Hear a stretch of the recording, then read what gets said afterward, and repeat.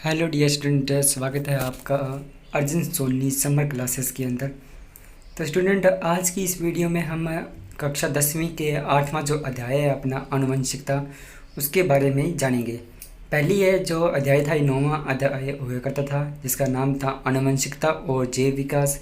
लेकिन एक पार्ट अपना कट कर दिया गया है 5वां, ठीक है, जो था तत्वों का आवाज सारणी नाम से कोई था अपना 5वां चैप्टर था, उसे कट कर दिया गया है, जिस कारण से अभी 9वां अध्याय 8वां अध्याय बन चुका है। और इसमें 8वें अध्याय में से अपने जो जैव विकास था उसे कट कर दिया गया है। इसलिए अपने को इसमें सिर्फ ओनली फॉर आनुवंशिकता के बारे में ही अध्ययन करना है। पहले इस अध्याय का नाम था आनुवंशिकता और जैव विकास, लेकिन जैव विकास जब कट कर दिया गया है इसलिए अब इस अध्याय का नाम आनुवंशिकता ही रह गया है। तो आज की इस वीडियो में हम कक्षा 10 के 8वें अध्याय आनुवंशिकता के बारे में ही पढ़ेंगे। तो ये जो आपके लिए नोट्स होंगे सबसे बेस्ट नोट्स हैं और बहुत ज़्यादा आसान नोट्स हैं, ठीक है, आपको पढ़ते ही समझ में आ जाएंगे, बहुत ज़्यादा इजी नोट्स हैं। तो सबसे पहले अपने जानेंगे कि आनुवंशिकी क्या है। आनुवंशिकी जीव विज्ञान की वह शाखा है जिसमें हम जीवों की आनुवंशिकता और विविधता का अध्ययन करते हैं, उससे अपने बोलते हैं आनुवंशिकी कहलाती है। यानी आनुवंशिकी क्या है? जीव विज्ञान की एक शाखा है जिसमें हम आनुवंशिकता के बारे में अध्ययन करते हैं। आनुवंशिकता का मतलब है यहाँ पे लक्षणों के बारे में, और विविधता का मतलब है कि वो विविध अलग अलग प्रकार के कैसे होते हैं, इसके बारे में अपनी जानकारी प्राप्त करते हैं। उसके बाद आते हैं अपनी आनुवंशिकता, यानी कि आनुवंशिकता किससे कहते हैं। आनुवंशिकता होती है, आनुवंशिकता का दूसरा नाम वंशागति भी होता है, ये ध्यान रखना, वंशागति। आनुवंशिकता को वो अपने वंशागति भी बोलते हैं। आनुवंशिकता होती है लक्षणों का पीढ़ी दर पीढ़ी स्थानांतरण, आनुवंशिकता कहलाता है। ठीक है, जो भी लक्षण है अपने, जिसे मान लो माता पिता के जो लक्षण हैं अपने पुत्र के अंदर या पुत्री के अंदर जो लक्षण दिखाई दे रहे हैं उससे ही अपने बोलेंगे आनुवंशिकता। और जिस विज्ञान की शाखा में अपने इसका अध्ययन करते हैं उससे अपने बोलते हैं आनुवंशिकी। मैं आशा करता हूँ कि आपको ये बात समझ में आ गई होगी। अब नेक्स्ट, अब हम बात करते हैं लक्षण, यानी कि लक्षण किसे कहते हैं। लक्षण होता है किसी जीव या पदार्थ की विशिष्ट पहचान। कोई भी पदार्थ हो या कोई भी जीव हो, उसकी कोई ना कोई विशिष्ट पहचान होती है, उस विशिष्ट पहचान को ही अपने बोलते हैं लक्षण। ठीक है, अब हम जानेंगे कि जीन क्या होता है। जीन वह कारक होता है जो एक लक्षण को नियंत्रित करता है, जीन कहलाता है। यानी वह कारक जो एक लक्षण को कंट्रोल करे यानी कि नियंत्रित करे, उससे अपने बोलते हैं जीन बोलते हैं। और जीन डीएनए का क्रियात्मक खंड होता है। अब अपने बात करते हैं कि डीएनए क्या होता है। आपने ये संरचना देखी होगी इस तरह से बुकों के अंदर।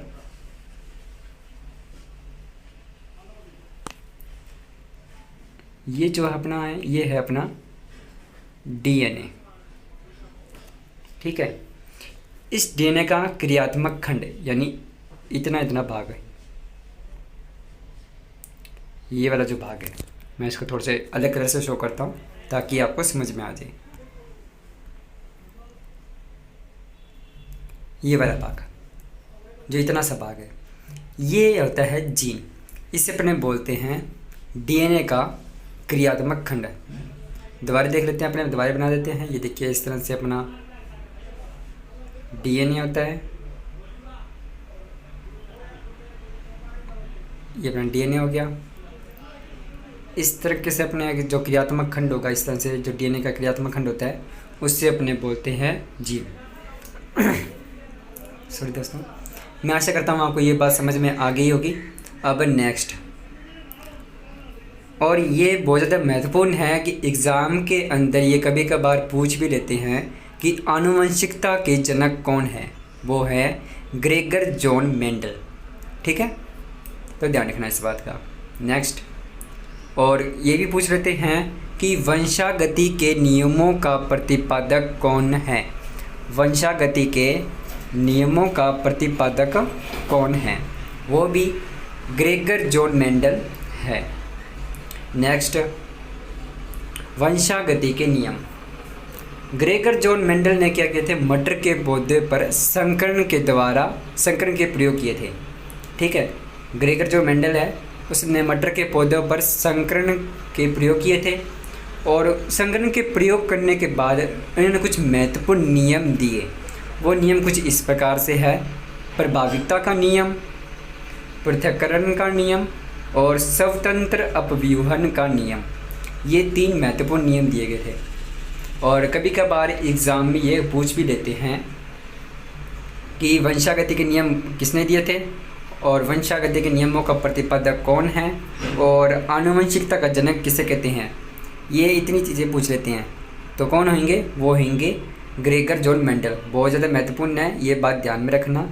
और कभी कभार ये भी पूछ लेते हैं कि ग्रेगर जॉन मेंडल ने वंशागति के कितने नियम दिए थे, तो 3 नियम दिए थे और उसके नाम इस प्रकार से हैं, वंश प्रभाविता का नियम, पृथक्करण का नियम और स्वतंत्र अपव्यूहन का नियम।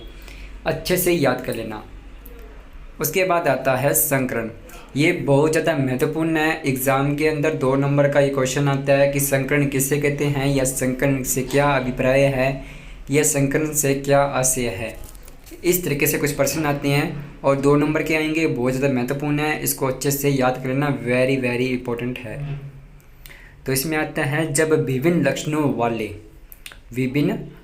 वाले एक ही जाति के जीवों के बीच निषेचन करवाया जाता है।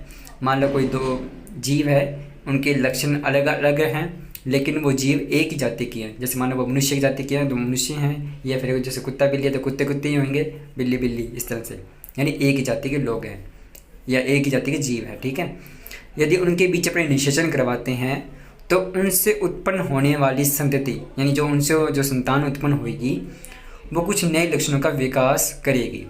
ठीक है, और इस प्रक्रिया को ही अपने बोलते हैं संकरण। दोबारा देख लेते हैं परिभाषा के अकॉर्डिंग। जब विभिन्न लक्षणों वाले एक ही जाति के जीवों के बीच निषेचन करवाया जाता है, इसका मतलब है उन दोनों के बीच में जनन की प्रक्रिया स्टार्ट हो रही है, तो उनसे उत्पन्न होने वाली संतति, यानी जो उनसे संतान उत्पन्न होगी, कुछ संतान में कुछ नए लक्षणों का विकास होता है। जैसे अपने देखते हैं माता पिता अपने जो हैं वो अपने उनकी शक्ल जो रूप है, उनका स्वभाव है और अपना जो स्वभाव है उनसे कुछ ना कुछ मिलता है और कुछ नहीं मिलता, यानी अपने अंदर कुछ नए लक्षणों का विकास होता है। इस प्रक्रिया को ही अपने बोलते हैं संकरण। मैं आशा करता हूँ कि आपको ये बात समझ में आ गई होगी। अब नेक्स्ट, मानव में लिंग निर्धारण। मनुष्य में देखा जाए तो कुल मिला के 23 जोड़ी गुणसूत्र पाए जाते हैं और जिनमें से एक जोड़ी जो गुणसूत्र होता है वो मानव लिंग का निर्धारण करता है। जैसे यदि अपना गुणसूत्र, मानव का गुणसूत्र यदि XX गुणसूत्र है, ठीक है, यदि कोई मानव है उसके अंदर XX गुणसूत्र है या कोई बच्चा भी पैदा हो रहा है, यदि उसके गुणसूत्र XX है तो वह लड़की होगी। यदि वह मनुष्य पुरुष है या नर है तो उसके अंदर जो गुणसूत्र होगा वो होगा XY। ठीक है, यदि किसी के अंदर XY गुणसूत्र है तो वह लड़का होगा, यदि XX गुणसूत्र है तो वह लड़की होगी। ठीक है,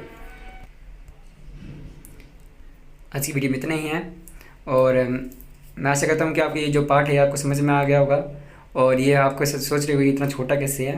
तो इसमें आपको जो महत्वपूर्ण बातें थी बस आपको वही बतानी थी। इस वीडियो का उद्देश्य भी यही है कि कुछ महत्वपूर्ण बातों के बारे में आपको जानकारी होनी चाहिए। ठीक है, ताकि एग्ज़ाम में आप अच्छे से परफॉर्म कर सकें।